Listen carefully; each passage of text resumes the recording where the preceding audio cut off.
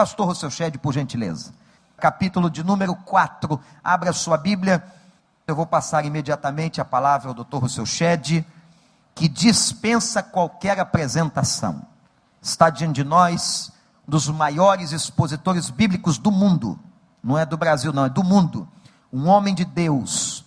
Literalmente esta frase é verdade na vida do Dr. Rousseau Shedd. Vamos ouvir a palavra. Obrigado, pastor. Foi muito bom estar aqui, ver os irmãos pacientemente aguardando. Capítulo 4 de Efésios. E que capítulo maravilhoso. É um capítulo que nos desafia em cada linha. Esse capítulo fala uma transição do capítulo 3, 1 a 3, que é aquilo que Deus tem feito. Com o capítulo 4 começa aquilo que nós devemos fazer como implicações daquilo que Deus tem feito, aquilo que nós devemos fazer. Vamos ver. Começando com o primeiro versículo, eu quero ler até versículo 16.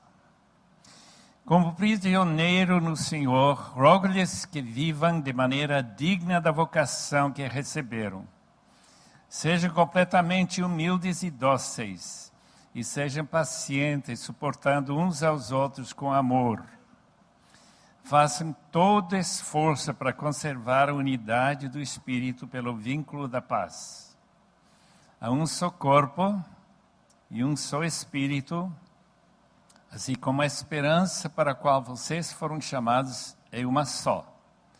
Há um só Senhor, uma só fé, um só batismo. Um só Deus e Pai de todos, que é sobre todos, por meio de todos e em todos. E a cada um de nós foi concedida a graça, conforme a medida repartida por Cristo. Por isso é que foi dito, quando ele subiu em triunfo às alturas, levou cativos muitos prisioneiros.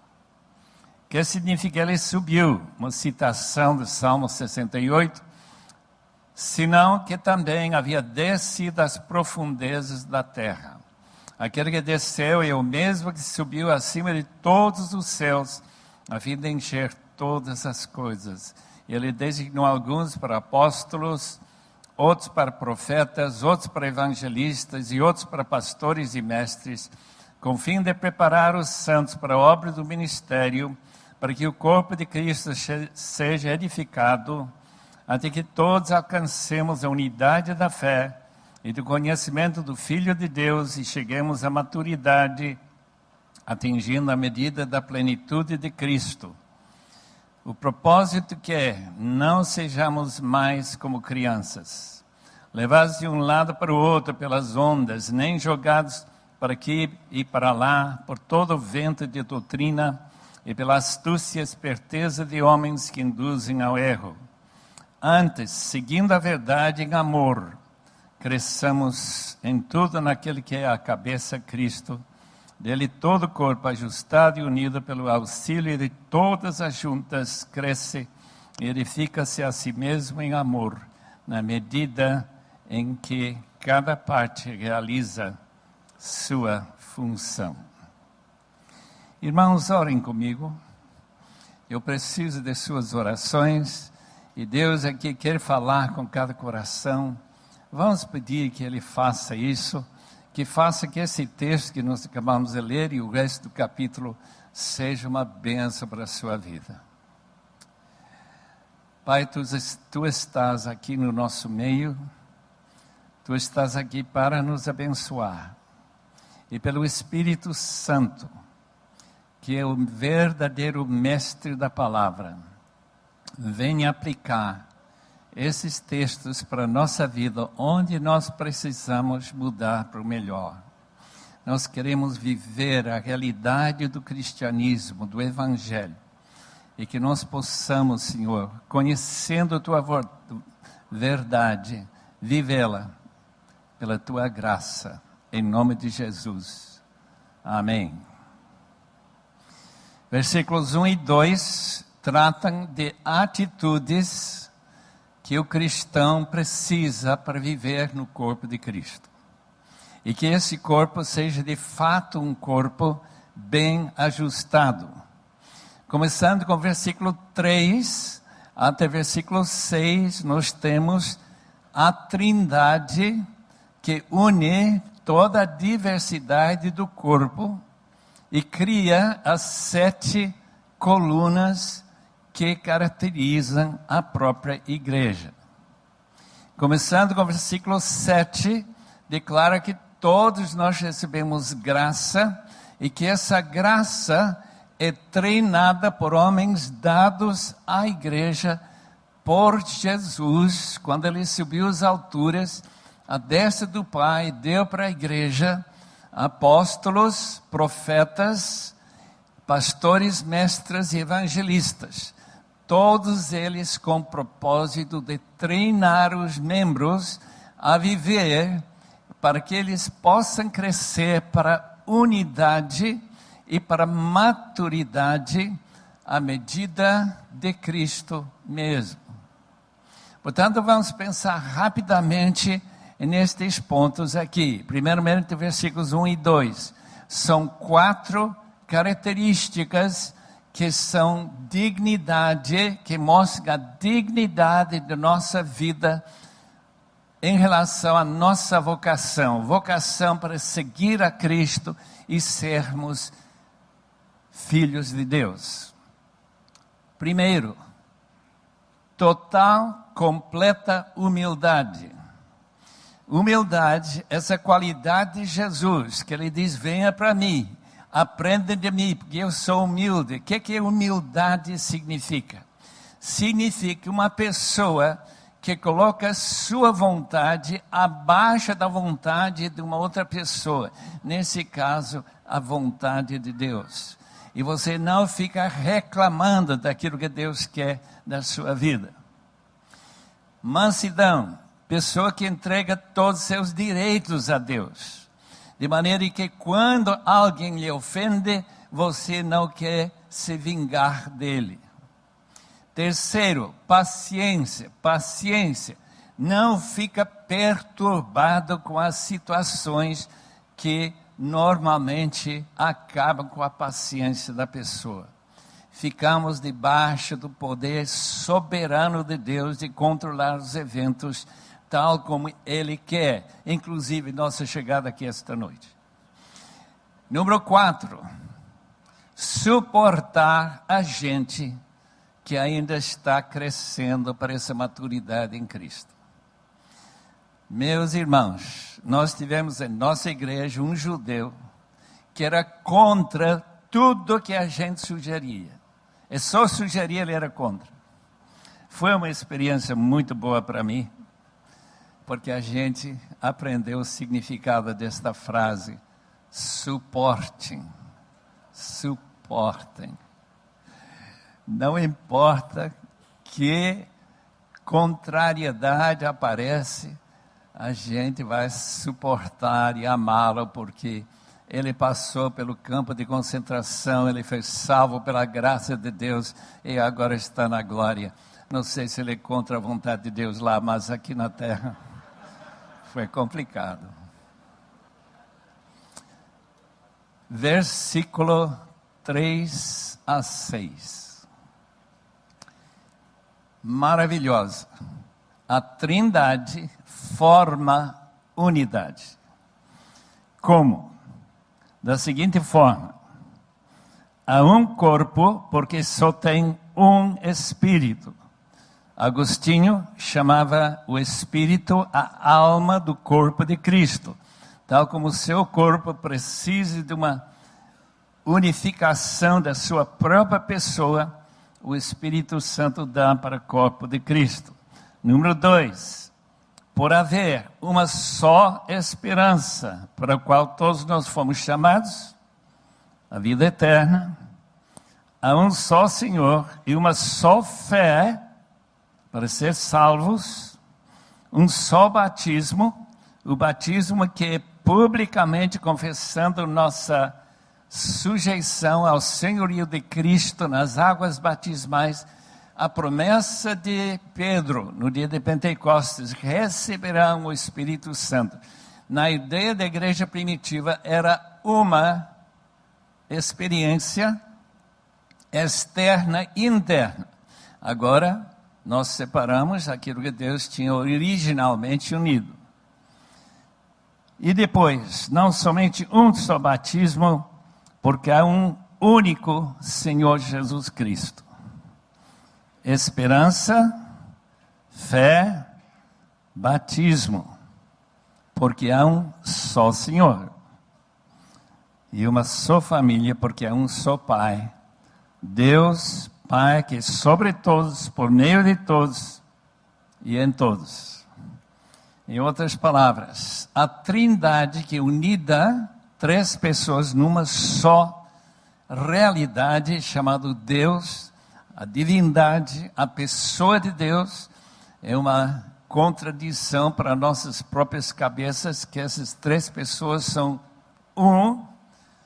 O corpo de Cristo também tem essa unificação de pessoas na sua diversidade, e por causa desta união com a Trindade, são formados neste corpo que está unido como o meu corpo, graças a Deus, que elas obedecem à cabeça, que é Cristo, cabeça do corpo de Cristo. Versículo 7 já declara uma verdade muito importante para todos nós, é que todos nós recebemos graça para poder servir e ministrar dentro do corpo. Em outros textos, a palavra caris se acrescenta duas letras e se torna carisma. Há um só dom, ou pelo menos um carisma que é dado para todos, pelo menos um. Pode haver mais. Por exemplo, em 1 Pedro 4:10. Aqui todos recebem graça para poder servir e ter interesse em servir. De maneira que todo mundo que está aqui esta noite, que é crente de verdade, não somente dotado de graça, mas dotado daquele impulso que nós encontramos, por exemplo, em 2 Coríntios capítulo 8, versículos 1 a 3, em que os macedônios, pela graça de Deus, contribuíram mais do que eles podiam contribuir. Então, graça faz com que você vá além do seu próprio desejo humano. E Deus vai operando na sua vida dessa forma maravilhosa. Daí, nós chegamos a esse ponto tão importante, onde Jesus dá esses dons para a igreja. Homens, não dons, são dons ministeriais que são dotados por Deus, dados por Deus, a homens como Paulo, como Pedro, como João, apóstolos. São pessoas comissionadas por Jesus Cristo pessoalmente. Homens que têm autoridade de falar em nome de Cristo. E, portanto, a igreja ser fundada em cima dos apóstolos. De maneira que esta noite estamos tentando explicar e pensar seriamente sobre o ensino de um deles, que é o apóstolo Paulo. E assim faremos com qualquer texto do Novo Testamento. Segundo lugar, são os profetas. Esses profetas aqui são uma referência àqueles profetas do Novo Testamento e não do Antigo. Por quê? Porque esses dons dados à igreja são dados pessoalmente para a igreja. E quando a igreja estava na sua infância, ela precisava de revelação. E essa revelação foi dada para a igreja através de profetas. Então nós temos autores do Novo Testamento de homens proféticos, isto é, inspirados, como Lucas, homens como Judas, homens como quem mais, que seria talvez Tiago, que não eram bem apóstolos, mas que receberam revelação, que foi escrito e canonizado, e provavelmente o autor do livro de Hebreus.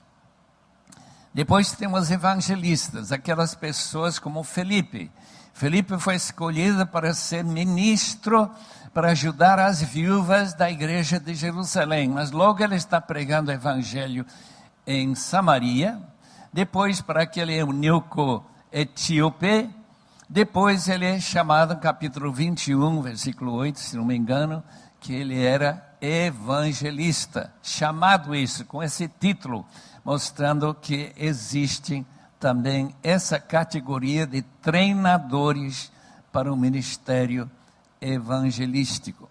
E finalmente temos pastor-mestres, aquele que tem a responsabilidade debaixo da autoria de Jesus Cristo, melhor, da autoridade de Jesus Cristo, para não somente ensinar a igreja, pastores que são mestres, mas também para disciplinar a igreja. Em outras palavras, esse ministério paterno na igreja. Tal como eu fui criado por um pai que nos ensinava a palavra de Deus, todo dia a gente tinha reunião de ler um capítulo e orar juntos, mas ele também nos disciplinava, dizia que tem que fazer isso, não pode fazer aquele outro, e assim o pastor mestre tem essa responsabilidade aqui na igreja. 4 dons em particular, ministeriais, para que finalidade? Versículo 12. Para preparar os santos para ministrar. Em outras palavras, para fazer exatamente o que os seus mestres, aqueles que foram doados por Cristo à igreja, a fazer o que eles fazem. De maneira que aquele pastor vai ensinando outra pessoa a pastorear, e ele vai então espalhar a igreja. Naquela época não havia seminários, ele chegava em algum lugar, começando um grupo, e aí começa a pastorear, além de pastorear a sua própria família. Evangelizar. Nós lemos, por exemplo, em Atos 19, versículo 10, que durante os 2 anos que Paulo esteve ministrando em Éfeso, toda a Ásia ouviu o evangelho. É uma província grande, mais 150 quilômetros de distância de Éfeso para os extremos da província da Ásia. Diz que todos ouviram apenas 2 anos. Quem que levou esse trabalho para frente? O trabalho evangelístico, começando igrejas, espalhando a palavra de Deus. Trabalho de evangelismo. Os profetas também, nós já sabemos, Ágabo apareceu, dizendo lá em Jerusalém, haverá uma fome, vai haver muita necessidade, vamos juntar, não comida, mas dinheiro para comprar comida e levar lá para aqueles pobres, por causa de uma profecia. E dessa forma, os próprios membros da igreja são envolvidos na utilização do impulso da graça nas suas vidas. Esses irmãos, então, que estão encabeçando diferentes ministérios, estão preparando os santos, estão mobilizando os santos para cumprir aquilo que eles mesmos fazem. Especialmente quando não tem uma organização como a Igreja Batista do Recreio, que pode agilizar muito dinheiro para comprar um terreno como esse, construir um lindo prédio como esse. Mas nunca pensem que seu trabalho é só ficar sentado ouvindo. É ser preparado para ministrar na sua casa, na sua vizinhança, lá onde você trabalha ou onde você estuda. Agora vamos pular para versículos 17 até o fim. Vamos ler esse trecho. Agora vai mudar radicalmente o texto para tratar de mudança de vida. Como que a gente deve viver santa e justa e piedosamente. Assim eu lhes digo, e no Senhor insisto, que não vivam mais como os gentios, que vivem na inutilidade dos seus pensamentos. Eles estão obscurecidos no entendimento e separados da vida de Deus por causa da ignorância em questão devido ao endurecimento do seu coração, tendo perdido toda a sensibilidade, eles se entregaram à depravação, cometendo com avidez toda espécie de impureza. Uma descrição da cultura da época. Notem bem que essa cultura, como Paulo descreve, é inútil.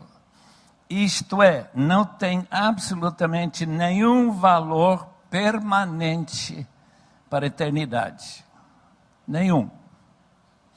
No juízo final, todo esse povo que não se convertia vai ser julgado pelas suas obras. E todas aquelas obras, desde as melhores obras até os piores, da depravação, totalmente inúteis. Graças a Deus, que aqueles que recebem a graça, que são impulsionados, que buscam a autoridade de Cristo nas suas vidas, vivem uma vida útil para Deus. Versículo 20. Todavia, em contraste, não foi isso que vocês aprenderam de Cristo, com certeza não, aprenderam do próprio diabo. De fato, vocês ouviram falar dele, de Cristo, e nele foram ensinados de acordo com a verdade que está em Jesus.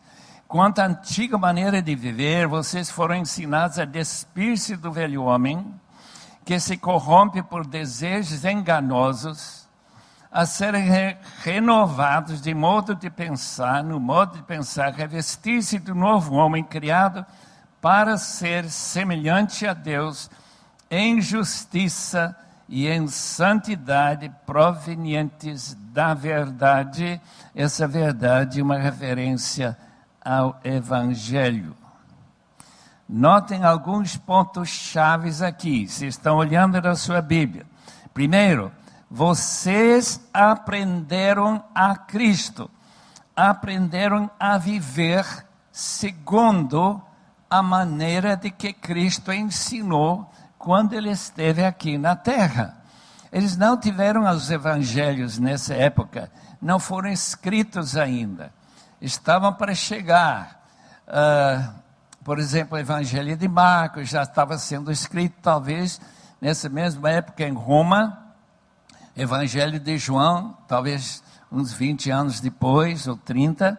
Depois nós temos o Evangelho de Lucas, que foi escrito mais ou menos na época de Atos, talvez lá para o ano 60.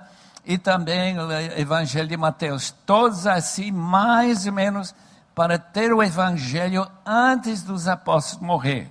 Mas, como havia muitas memórias, os discípulos, lembrando que Jesus tinha falado, foram sendo espalhados por todo lado, que Jesus falou, como que ele ensinou.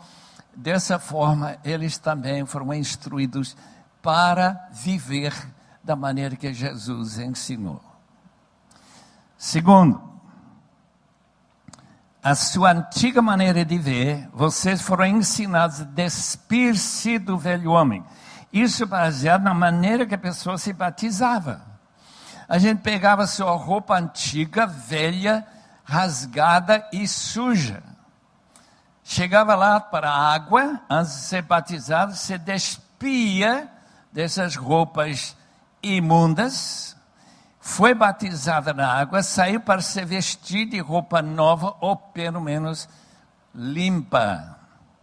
Dessa maneira se ilustrava a vida velha sendo descartada e abandonada para colocar a vida nova em Cristo. Vocês foram ensinados assim, em uma ilustração prática.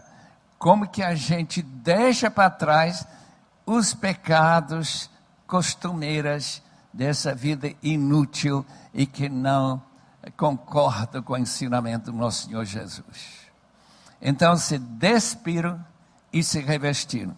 Só que, como os irmãos sabem muito bem, todos nós temos a experiência que a gente mesmo depois de batizado ainda tem muitos hábitos ou muitas maneiras de pensar muitas ideias que precisam ser transformadas e modificadas pela palavra de Deus.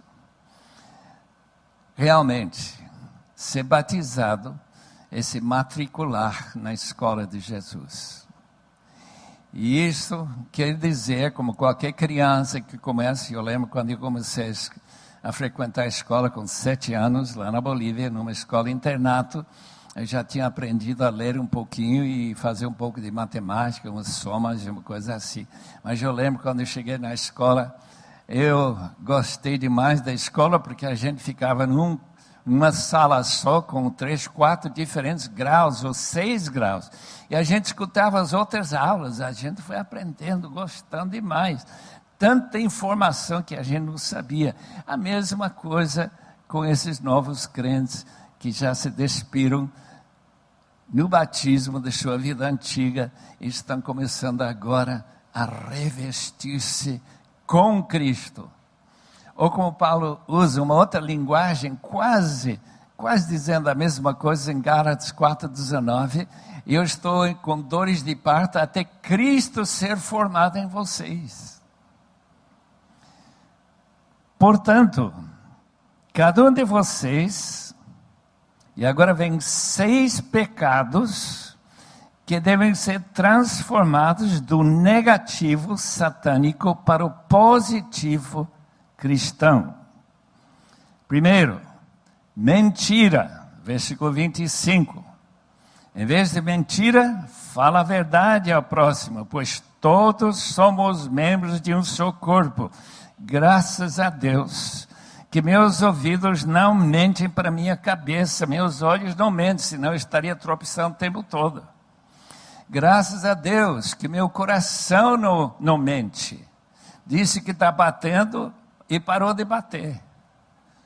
Os irmãos sabem que seria o fim. Portanto, dentro do corpo não há mentira. E ele está dizendo, por ser membros do corpo, nós não podemos mentir um para o outro. Temos que falar a verdade com honestidade. Veja lá, não somente isso. Versículo 26. Quando vocês ficaram irados, ou quando vocês ficarem irados, não pequem. Há uma ira que não é pecado. Apaziguem a sua ira antes que o sol se ponha. Por quê? Porque ira permanente não faz a vontade de Deus. E logo vai para uma solução para aquilo que irou, aquela indignação santa, que não é mais santa. Portanto, quando tem problema com seu esposo, com seu marido, não deixe essa ira perdurar à noite para depois pegá-la no dia seguinte. Quando meu primo, o Charlie Shedd, escreveu um livro sobre brigar, casais brigando, ele teve uma ideia interessante. Primeiramente, você nunca briga se os dois não querem brigar. Se um quer brigar e o outro não dá. Tem que primeiramente ter unidade sobre a briga. Número 2, a gente pegar qualquer arma que não fere. Porque se você ferir seu cônjuge, você vai ter que pagar a conta no hospital. Então, é melhor só espada de borracha. Número 3, quando você está cansado da briga, e não foi resolvido nada, e um deles quer parar, ou os dois querem parar, coloca a briga numa gaveta para pegar de novo, e para continuar a briga, mas sempre com a voz bem rebaixada, e de certo modo amorosa. Isso é a única maneira de brigar, meus irmãos. Eu estou casado 57 anos este ano. E que mais? O que furtava, não furte mais. Ladrões se transformam em quê? Em pessoas doadores de alimentos, de ajuda, repartindo com quem estiver em necessidade. Que transformação maravilhosa para o nosso Brasil. Pegar esses ladrões todos. Já fomos roubando a nossa casa uns 4, 5 vezes. Olha, uma bênção, irmãos, por um lado. Por outro lado, a gente gostaria de dar-lhes umas lições nesse texto. Nenhuma palavra torpe saia da boca de vocês, mas apenas o que for útil para edificar os outros. A palavra torpe significa mal cheirante por causa de ser podre. Há certas palavras que comunicam podridão. Nunca crente pode falar essas palavras. Meu pai, por exemplo, ele tinha um chicote de cavalo que ele colocou atrás da porta. Ele diz: nesta casa nunca vai se falar palavrão, palavra podre. E a gente disse: sim, papai, com a reforço de chicote de cavalo, a coisa andou muito bem. Nunca, mas nunca ouvi em nossa casa uma pessoa falar um palavrão sequer. Não entristem, porque sua boca é transformada pela graça de Deus em só ter palavras encorajadoras. Aquelas palavras que ajudam a pessoa a viver a cristã e querer viver essa vida cristã. Não entristeçam o Espírito Santo de Deus, com o qual vocês foram selados para o dia da redenção. Tristeza do Espírito Santo de Deus, que nos selou, que nos marcou, garantindo com essa aliança que Deus fez conosco, que nós somos filhos de Deus. Mas, mesmo assim, como você pode entristecer seu cônjuge, o filho pode entristecer os pais, nós temos a capacidade de entristecer o Espírito Santo por causa de altivez, resistência à graça do Espírito na nossa vida. Quando faltamos essa humildade, quando nós não somos mansos, quando nós não seguimos a palavra, daí o Espírito Santo fica entristecido. O dia da redenção, nunca mais haverá possibilidade de entristecer o Espírito, porque não haverá mais pecado. Finalmente, versículos 31 a 32, livrem-se de toda amargura, indignação e ira. Ele já falou sobre como nós devemos ser irados. Gritaria, calúnia, acusações depreciativas, bem como de toda maldade. Sejam bondosos, compassivos uns para com os outros, perdoando-se mutuamente, assim como Deus os perdoou em Cristo. Amanhã a gente vai falar sobre escravatura. Eu só posso imaginar como era difícil ser escravo, mesmo num lar cristão, se aqueles cristãos não tinham aprendido com Cristo como tratar outras pessoas e valorizar mesmo a pessoa, por nenhuma culpa dele, ficou escravizado. Portanto, esse texto é para os escravos, é para cônjuges que não se entendem sempre, é para qualquer situação em que nós nos encontramos. Em outras palavras, os primeiros 16 versículos são para nossos relacionamentos dentro da igreja, na comunidade de Cristo, e os outros versículos estão mais para nossas situações em relação à família e nós uns com os outros, e como nós vivemos diante deste mundo que nos provoca ou até persegue. Portanto, queridos irmãos, capítulo 4, que capítulo comparável até certo ponto com o próprio Sermão do Monte, como a gente deve viver a vida cristã aqui neste mundo e mostrar a luz de Cristo refletindo em nossas vidas. Vamos orar. Obrigado, Senhor, por esse capítulo que Tu inspiraste através do Teu apóstolo Paulo. Oh Deus, todos nós precisamos viver aquilo que esse texto ensina. E rogamos que com a ajuda do Espírito, dessa graça que Tu concedes, nós possamos viver em nossos lares, em nossos empregos e também na própria igreja de Cristo, estas realidades para a Tua glória, em nome do Senhor Jesus. Amém.